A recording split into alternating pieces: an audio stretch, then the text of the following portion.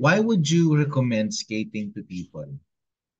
Anong Actually, maganda ano, sa kanila? Or yung ka-entice-entice sa kanya or appealing sa kanya?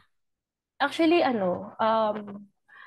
I would recommend, actually, hindi ko naman totaling, baga parang, I will just recommend it as a recreational hobby.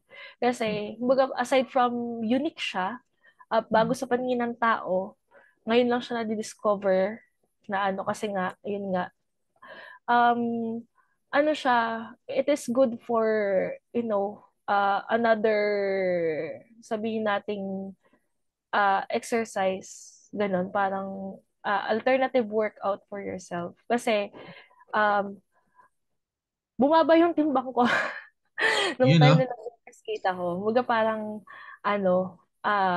ayun, parang mas lalo daw ako naging fit, ganyan. Yung parang, Yun.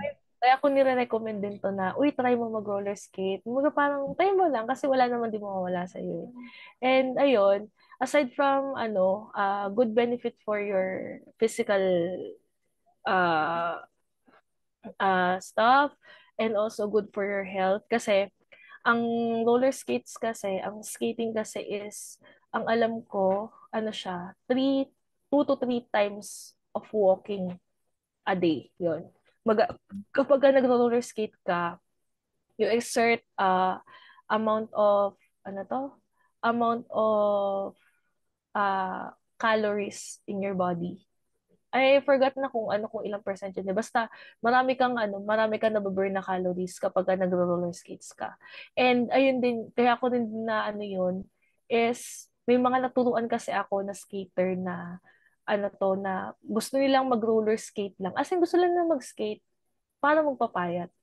And Mm. ayun, parang effective daw na pang-pa-lose ng weight, which is kind of effective naman sa mga tinuturo ko na etong part na to dapat kailangan ganito maging posture mo, ganyan ganyan to establish your balance, ganyan ganyan. Ayun pala.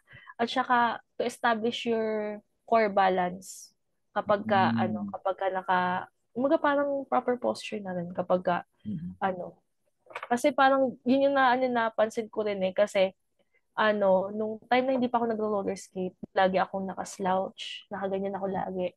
Kumbaga parang, nung ko, parang, napansin ko sa sarili ko na parang, naging alert din ako sa lahat ng bagay. Tapos, Mm. yung galaw ko, parang nag-iba din. Kumbaga parang, marami nag-iba sa katawan ko.